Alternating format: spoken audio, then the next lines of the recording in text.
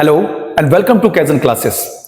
इस वीडियो में हम उत्तराखंड अपर पीसीएस प्री का जो पेपर आज हुआ है उसमें जीएस पेपर 1 से संबंधित जो सवाल पूछे गए हैं उसको हम सॉल्व करेंगे।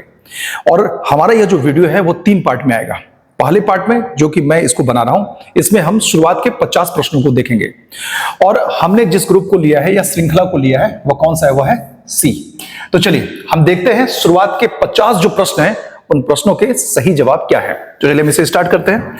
और इसमें हम जो पहला प्रश्न देख रहे हैं, पहला प्रश्न यहां पर क्या पूछा गया वह देखिए। जो पहला प्रश्न पूछा गया है उसको अगर हम देखें तो उसमें सवाल है कि उत्तराखंड जनगणना 2011 के अनुसार निम्नलिखित कथनों पर विचार कीजिए। जो पहला कथन है वह कह रहा है कि उत्तराखंड में रुद्रप्रयाग जिले की जनसंख्या सबसे कम है। दूसरा कह रहा है कि उत्तराखंड राज्य में नैनीताल का स्थान जनसंख्या में तीसरा है। तीसरा कह रहा है कि उत्तराखंड में लिंगानुपात 963 है और चौथा कह रहा है कि उत्तराखंड में जनसंख्या घनत्व 189 है। तो यहां पर हमसे यह पूछा जा रहा है कि उपर्युक्त कथनों में से कौन सा या से कथन सही है। तो इसका सही जवाब है ऑप्शन सी। मतलब यहां पर है कि केवल पहला, तीसरा और चौथा सही है। जो दूसरा है यह गलत है। वह इसलिए गलत है क्योंकि नैनीताल का स्थान जनसंख्या में तीसरा नहीं है बल्कि उधम सिंह नगर का तीसरा है। नेक्स्ट सवाल यहां पर यह है कि उत्तराखंड के आर्थिक सर्वेक्षण 2024-25 के अनुसार वर्ष 2024-25 में उत्तराखंड के सकल राज्य घरेलू उत्पाद स्थिर कीमतों पर, क्या पूछा जा रहा है, स्थिर कीमतों पर कि अनुमानित वृद्धि दर क्या थी। इसका सही जवाब है ऑप्शन सी 6.61%। नेक्स्ट सवाल देखिए, उत्तराखंड में किस स्थान पर हिंदुस्तान मशीन टूल्स की इकाई स्थित है, वह जगह कौन सी है, वह है ऑप्शन ए रानीबाग। चौथा क्वेश्चन देखिए, यहां पर यह है कि उत्तराखंड राज्य के शिल्प उत्पादों को किस ब्रांड नाम से बेचा जाता है। तो ये जो 4 विकल्प दिए गए हैं इसमें से सही विकल्प है ऑप्शन डी हिमाद्री ब्रांड। जो नेक्स्ट क्वेश्चन है वह देखिए क्या है, वह है कि छठा खाद्य सुरक्षा सूचकांक 2024 में उत्तराखंड द्वारा प्राप्त कुल स्कोर कितना है। तो इसका सही जवाब है वह कितना है, वह है सी 38.75। अगला सवाल यहां पर है कि नीति आयोग के एसडीजी इंडिया इंडेक्स 2023-24 में उत्तराखंड का स्कोर कितना है। इसका सही जवाब है ऑप्शन ए 79। नेक्स्ट क्वेश्चन देखिए, NAND गेट के लिए बुलियन व्यंजक क्या है। इसका सही जवाब है ऑप्शन बी। 7 क्वेश्चन अभी तक हमने देख लिया। 8वां क्वेश्चन देखिए। 8वां क्वेश्चन है कि कंप्यूटर के प्रोसेसर की गति को मापने के लिए निम्न में से किसका उपयोग किया जाता है। तो उपयोग किया जाता है ऑप्शन सी हर्ज का। 9वां क्वेश्चन, ईमेल भेजने और प्राप्त करने के लिए किस एप्लीकेशन सॉफ्टवेयर का उपयोग किया जाता है। तो वह एप्लीकेशन सॉफ्टवेयर कौन सा है, वह है option B Microsoft Outlook. Next question है कि क्लाउड कंप्यूटिंग में PaaS का क्या तात्पर्य, मतलब पास का क्या तात्पर्य है। इसका तात्पर्य है option A platform as a service. 11वां नंबर क्वेश्चन है कि एक आदर्श दृढ़ पिंड का आयतन प्रत्यास्थता गुणांक है। तो इसमें अगर हम देखें ये जो 4 विकल्प दिए गए हैं इसमें से सही है क्या, अनंत। 12वां क्वेश्चन यहां पर यह कह रहा है कि कौन सी पंचवर्षीय योजना समावेशी विकास पर केंद्रित थी। तो 5 ईयर प्लान किस जो समावेशी विकास पर केंद्रित थी, उसका सही जवाब है ऑप्शन डी 11वें। अगला सवाल देखिए कि उत्तराखंड का जड़ी बूटी अनुसंधान और विकास संस्थान यह कहां स्थित है। तो यह स्थित है 13 का बी गोपेश्वर में। अगला सवाल कि उत्तराखंड राज्य के बजट 2025-26 के अनुसार 4 धाम सड़क नेटवर्क सुधार के लिए कितनी राशि आवंटित की गई है। तो वह राशि है ऑप्शन बी 10 करोड़। नेक्स्ट सवाल है कि नाभिकीय रिएक्टर में मंदक के रूप में प्रयोग किया जाता है। तो मंदक के रूप में किसका प्रयोग किया जाता है, D2O का प्रयोग किया जाता है ऑप्शन बी। अगला सवाल है कि ताजमहल के संगमरमर का रंगहीन और चमकहीन होने का कारण है। तो कारण क्या है, वह है ऑप्शन ए अम्ल वर्षा। फिर क्वेश्चन देखिए 17वां, यह पूछा जा रहा है कि वायुमंडल के आधार से शिखर तक उपस्थित वायु में ओजोन परत की सघनता मापी जाती है। तो जो सघनता मापी जाती है किस इकाई में मापी जाती है, तो वह मापी जाती है ऑप्शन ए डॉप्सन इकाई में। 18 नंबर क्वेश्चन ये कह रहा है कि हरे पौधों में खाद्य के रूप में सौर ऊर्जा के भंडारण की दर कहलाती है, क्या कहलाती है, ऑप्शन ए प्राथमिक उत्पादकता। 19वां नंबर देखिए, ऐसी पारस्परिक क्रिया जिसमें एक जीव को लाभ होता है, लेकिन यहां पर दिया गया परंतु अन्य को ना हानि होती है और ना ही लाभ है, कहलाती है, क्या कहलाती है, ऑप्शन बी सहभोजिता। फिर देखिए 20वां नंबर क्वेश्चन यहां पर यह कह रहा है कि नंदा देवी बायोस्फीयर रिजर्व के संदर्भ में निम्नलिखित कथनों पर विचार कीजिए। तो देखिए पहला कथन क्या है, पहला कथन है कि यह विश्व धरोहर स्थल है। दूसरा कथन क्या कह रहा है कि इसके निवासियों में हिम तेंदुआ, कस्तूरी मृग तथा नीली भेड़ मतलब ब्लू शीप सम्मिलित हैं। तो अगर हम इसके सही जवाब की बात करें जो कि यहां पर विकल्प के रूप में दिया गया है, तो ए, बी, सी और डी जो 4 ऑप्शन है उसमें से सही है ऑप्शन सी, पहला और दूसरा। मतलब है कि पहला और दूसरा जो दोनों स्टेटमेंट यहां पर दिए गए वो दोनों के दोनों सही है। नेक्स्ट क्वेश्चन आगे बढ़े और अगले क्वेश्चन की ओर हम जाए तो हम यहां पर देख रहे हैं कि सूची के मिलान की बात यहां पर की गई है। लेकिन इस क्वेश्चन में देखिए ये ट्रिक है। ट्रिक क्या है वो दिखाता हूं आपको। ट्रिक यहां पर ये है कि जैसे कि यहां पर ये ए बी सी डी दे दिया यहां पर और 1 2 3 4 दे दिया गया। इसमें अगर किसी को यह पता है कि यहां पर है समताप मंडल और ये ओजोन का निर्माण, तो आप इन चारों विकल्पों में देख रहे हैं क्या डी का क्या है, 1। इसका मतलब केवल हमें अगर ये पता हो तो इसका आंसर ए यह निकल जाता है। चलिए अगले क्वेश्चन की ओर बढ़े। क्वेश्चन में यहां पर है, इसको ध्यान से में देखना है इस प्रश्न को। प्रश्न यहां पर यह हमसे पूछा जा रहा है कि निम्नलिखित कथनों पर विचार करें। स्टेटमेंट 1 मतलब पहला स्टेटमेंट क्या कर रहा है कि हवा में प्रकाश पानी की तुलना में तेजी से चलता है, और कथन 2 ये क्या कर रहा है कि हवा का अपवर्तनांक पानी से अधिक है। तब इसमें भी ये बताना है कि कौन सा कथन सही है, कौन सा कथन गलत है, या दोनों कथन सही है, एक दूसरे को स्पष्टीकरण दे रहे हैं या नहीं दे रहे हैं ऐसा। देखिए इसमें जो पहला कथन है ये कि हवा में प्रकाश पानी की तुलना में तेजी से चलता है, यह सही है। लेकिन जो दूसरा कथन है वह गलत है। मतलब कि हवा का अपवर्तनांक पानी से अधिक नहीं, पानी से कम है। दूसरे हिसाब से देखें तो पानी का अपवर्तनांक जो है वह हवा से अधिक है। तो ये जो दूसरा कथन यह क्या है, ये गलत है। इसका मतलब कौन सा सही है, 22 का एक कथन 1 सही है, कथन 2 गलत है। नेक्स्ट क्वेश्चन देखिए कि निम्नलिखित कथनों पर विचार करें। तो जो पहला सवाल वह है रैखिक प्रसार गुणांक की बीमा क्या है, K-1 यहां पर पावर है, केल्विन का रिवर्स है ये। दूसरा देखिए कथन क्या है कि आयतन प्रसार गुणांक की बीमा, यहां भी क्या है K-1 मतलब केल्विन का रिवर्स है, K-1 है। अब इन दोनों कथनों में से कौन से सही है कौन से गलत है, अगर हम ये देखें तो इसका सही जवाब है 23 का ए, पहला और दूसरा दोनों सही है। 24 नंबर क्वेश्चन यह पूछ रहा है कि जब दूध दही में बदलता है तो खट्टा स्वाद का कारण है। तो खट्टा स्वाद का कारण क्या है, वह है लैक्टिक अम्ल। अगला सवाल 24 तक हमने देख लिया है। नेक्स्ट सवाल की ओर बढ़ते हैं। अगला सवाल यहां पर यह है कि पेनिसिलिन की खोज किसने की थी। तो पेनिसिलिन की खोज जिन्होंने की थी उसके अगर हम नाम की बात करें वह है अलेक्जेंडर फ्लेमिंग, मतलब ऑप्शन।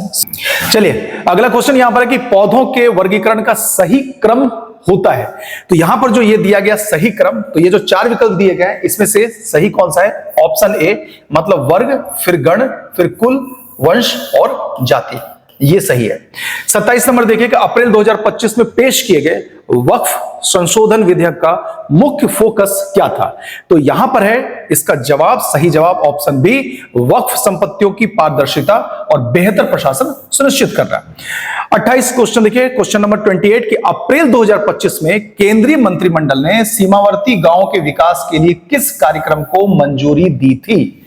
तो सीमावर्ती गांवों के विकास के लिए किस कार्यक्रम को मंजूरी दी थी। तो यहां पर जो 4 विकल्प दिए गए हैं इसमें ऑप्शन बी सही है। देखिए यहां पर इन्होंने क्या किया है, जलीय जीवंत गांव कार्यक्रम दिया गया है फेज 2, लेकिन मुख्य रूप से यह क्या यह है वाइब्रेंट विलेज प्रोग्राम। तो मुख्य रूप से ये वाइब्रेंट विलेज प्रोग्राम है, इन्होंने अनावश्यक रूप से इसका हिंदी में ट्रांसलेशन कर दिया है जो कि सही नहीं है। चलिए नेक्स्ट देखिए 29 यहां पर है कि अप्रैल 2025 में मनाए गए पोषण पखवाड़ा, जी हां पोषण पखवाड़ा कार्यक्रम का प्राथमिक उद्देश्य क्या है। इसका सही जवाब है ऑप्शन बी, पूरे भारत में पोषण में सुधार करना, खासकर महिलाओं और बच्चों के लिए।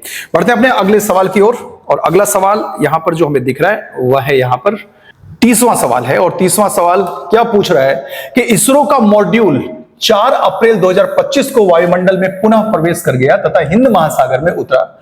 मॉड्यूल का नाम बताइए। तो उस मॉड्यूल का नाम क्या था, उसका नाम था ऑप्शन बी POEM-4। जी हां, जिसे छोड़ा गया था कब, दिसंबर 2024 में। ठीक है, क्वेश्चन देखिए यहां पर यह कह रहा है कि मार्च 2025 में भारत सरकार ने एक राज्य एक क्षेत्रीय ग्रामीण बैंक पहल के तहत कितने क्षेत्रीय ग्रामीण बैंकों, मतलब यहां पर आरआरबी की बात हो रही है, कि विलय की घोषणा की। तो इसका सही जवाब है ऑप्शन सी 26। अगला सवाल, विकसित भारत यात्रा का एक मुख्य उद्देश्य निम्नलिखित में से किस क्षेत्र में सूचना का प्रसार करना और पहुंच को सुगम बनाना है?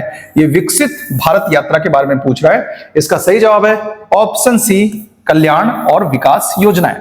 नेक्स्ट सवाल यहां पर अगर हम देखें, वो 33वां सवाल है, वह है कि निम्नलिखित में से कौन सा ऐसे कथन जैव विविधता क्षति के कारण है या है?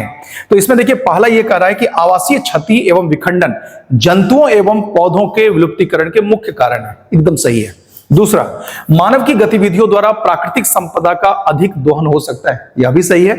और तीसरा यहां पर कारण दे रहा है कि जब एक जाति विलुप्त होती है तब उस पर आधारित दूसरी जंतु एवं पादप जातियां विलुप्त नहीं होती है, तो ये यहां पर गलत है। मतलब पहला और दूसरा क्या है, वह सही है। तो 33 का सही जवाब क्या होगा? उसका सही जवाब होगा ऑप्शन सी, पहला और दूसरा दोनों। अगला क्वेश्चन यहां पर यह पूछ रहा है 34, क्वेश्चन नंबर 34 क्या पूछ रहा है कि सामान्य कोशिकाओं का कैंसरी नव द्रव्यीय कोशिकाओं में रूपांतरण को प्रेरित करने वाले भौतिक, रासायनिक अथवा जैविक कारक कहलाते हैं। वह क्या कहलाते हैं? वह कहलाते हैं ऑप्शन ए, कैंसरजन। क्या कहलाते हैं? कैंसरजन कहलाते हैं। 35, कौन सा युग्म सही सुमेलित नहीं है? ये जो 4 विकल्प दिए गए हैं, इसमें से यह सही है, यह सही है, यह सही है, कौन सही नहीं है? तो प्रांकुर मूलाग्र यह सही नहीं है। नेक्स्ट क्वेश्चन देखिए, यहां पर यह कह रहा है कि सिंगापुर के किस विद्यार्थी ने मैकेनोजेनेटिक सेलुलर इंजीनियरिंग में अपने काम के लिए अप्रैल 2025 में ब्रेक थ्रू जूनियर चैलेंज पुरस्कार जीता था? इसका सही जवाब है ऑप्शन ए, जैस्मिन इयाल। जी हां, ऑप्शन ए, जैस्मिन इयाल। फिर हम बढ़ते हैं अपने अगले क्वेश्चन की ओर। क्वेश्चन देखिए, यहां पर यह पूछ रहा है क्वेश्चन नंबर 37, वो क्या कह रहा है? वो यहां पर है कि निम्नलिखित में से कौन से देश ब्रिक्स के सदस्य हैं? तो यहां पर दिया है भारत, फिर दूसरा नंबर इंडोनेशिया, थर्ड पे ईरान है, फोर्थ पे मिस्र या इजिप्ट, फिफ्थ पे इथियोपिया। तो देखिए, ब्रिक्स में टोटल कितने देश हैं? तो इसमें 10 देश हैं, और इसमें से ये जो पांचों के 5 आपको दिख रहे हैं वो सबके सब मेंबर कंट्रीज हैं। तो 1, 2, 3, 4 और 5। फिर क्वेश्चन यहां पर दिया गया है कि जनवरी 2025 में संयुक्त राष्ट्र मानवाधिकार उच्चायुक्त ने दुनिया भर में, जी हां, दुनिया भर में मानवाधिकार कार्यों को समर्थन देने के लिए कितनी धनराशि की अपील की? तो इसका सही जवाब है ऑप्शन सी, $500 मिलियन। जी हां। नेक्स्ट क्वेश्चन 39, डिजी लॉकर सेवा का क्या उद्देश्य है? किससे संबंधित सवाल है? डिजी लॉकर से। तो इसमें अगर हम देखें तो सही जवाब क्या है? वह है ऑप्शन ए, व्यक्तिगत दस्तावेजों के लिए क्लाउड स्टोरेज प्रदान करना। क्वेश्चन नंबर 40 यह है कि संयुक्त राष्ट्र ने वर्ष 2025 को किस वैज्ञानिक क्षेत्र के अंतरराष्ट्रीय वर्ष के रूप में नामित किया? तो इसका सही जवाब क्या है? वह है ऑप्शन बी, क्वांटम विज्ञान और प्रौद्योगिकी। क्वेश्चन नंबर 41, चलिए इसको देखें। इसमें देखते हैं कि इसका क्या है सही जवाब। पहले प्रश्न को देखते हैं। प्रश्न यहां पर है कि निम्नलिखित में से किस तकनीक का उपयोग रोगी की आनुवंशिक संरचना के आधार पर व्यक्तिगत दवा बनाने के लिए किया जाता है? तो ये जो 4 के 4 यहां पर विकल्प दिए गए हैं, तो इसमें एप्रोप्रिएट जो विकल्प वो कौन सा है? Option D, bioprinting. नेक्स्ट 42 कि आईआईटी रुड़की द्वारा स्थापित सेमीकंडक्टर अनुसंधान के लिए उत्तराखंड की पहली नैनो फैब्रिकेशन सुविधा के बारे में निम्नलिखित में से कौन सा कथन गलत है? यह पूछ रहा है कि कौन सा कथन गलत है। देखिए, इसमें अगर आप अलग अलग सोर्स को देखेंगे, अगर आप इंटरनेट पे जाएंगे और उन सारे सोर्स को अगर कलेक्ट करेंगे और फिर जो यहां पर ऑप्शन दिए गए हैं अगर आप उससे मैच कराएंगे, तो आपको यह लगेगा कि पहला वाला यह सही है, सरकार के सेमीकंडक्टर मिशन का पूरक है। दूसरा, यह सरकार के नैनो मिशन का पूरक है। फिर ये फोर्थ, यह क्वांटम मिशन में अनुसंधान का सहयोग करता है। ये जो फोर्थ है, सरकार के समुद्रयान मिशन का पूरक है। मतलब ये जो नैनो फैब्रिकेशन सुविधा है, तो ये ऑप्शन गलत लगता है। मैं क्या कर रहा हूं? गलत लगता है। हाँ, ये जरूर है कि जो आईआईटी रुड़की है वह समुद्रयान मिशन से संबंधित जरूर है, उससे जुड़ा हुआ जरूर है, लेकिन जो नैनो फैब्रिकेशन सुविधा है वह सरकार के समुद्रयान मिशन का पूरक नहीं है। ऐसा हर जगह, मतलब अगर आप देखेंगे तो ऐसा लगता है कि यह नहीं है, तो ऑप्शन बी सही लगता है। नेक्स्ट क्वेश्चन यहां पर है कि भारतीय सेना और उत्तराखंड सरकार द्वारा आयोजित सूर्य देव भूमि चुनौती कार्यक्रम के बारे में निम्न में से कौन सा कथन गलत है? देखिए, अब यहां पर क्या है कि आपसे यह नहीं पूछा जा रहा है कि मतलब 1, 2, 3, 4 देकर के 1, 2 सही है, 2, 3 सही है, 3, 4 सही है, 1, 2, 3, 4 सही है। अगर आप इस पे गौर से देखेंगे तो आप अगर कुछ भी नहीं जानते हो, कोई तथ्य नहीं पता हो, तो आप आराम से इसका जवाब देंगे। देखिए कैसे है, इस तरीके से इसमें ऑप्शन बी ये कह रहा है इसमें 210 किलोमीटर की ऊंचाई पर साइकिलिंग शामिल। आप बताइए 210 किलोमीटर पूछा जा रहा है, माउंट एवरेस्ट की ऊंचाई कितनी है वो आप ऑलरेडी जान रहे हैं, तो फिर आप समझ सकते हैं कि 210 किलोमीटर वह कितना ऊंचा होगा। तो ऑप्शन बी ये गलत है। नेक्स्ट देखिए कि जनवरी 2025 में जारी पोप फ्रांसिस की आत्मकथा का शीर्षक क्या है, तो वह नाम है उसका होप। Option B hope. अगला सवाल जिसमें कि हम देखें, यह सवाल है, इसमें हम देख ले एक बार, तो 45 क्या कर रहा है, 45 यहां पर ये कह रहा है कि प्रधानमंत्री नरेंद्र मोदी ने अप्रैल 2025 में बैंकॉक में किस अंतरराष्ट्रीय शिखर सम्मेलन में भाग लिया था, तो उन्होंने भाग लिया था बिम्स्टेक शिखर सम्मेलन में। क्वेश्चन नंबर 46, जमैका में किस ऐतिहासिक स्थल को तटीय कटाव और तूफानी लहरों से खतरा है जिसके कारण यूनेस्को को 2025 की शुरुआत में एक संरक्षण परियोजना शुरू करने की पहल करनी पड़ी। इसका सही जवाब है ऑप्शन ए पोर्ट रॉयल नेवल हॉस्पिटल। फिर हम बढ़ते हैं अपने अंतिम 3 प्रश्नों की ओर, अंतिम 3 प्रश्न की ओर हम बढ़ रहे हैं। अब इसमें हम यहां पर देख रहे हैं क्वेश्चन नंबर 47। क्वेश्चन नंबर 47 क्या है कि उत्तराखंड में 2025 में आयोजित होने वाले महोत्सवों, प्रदर्शनियों, एक्सपो के बारे में निम्न में से कौन सा गलत सुमेलित है। क्या पूछा जा रहा है, गलत सुमेलित है।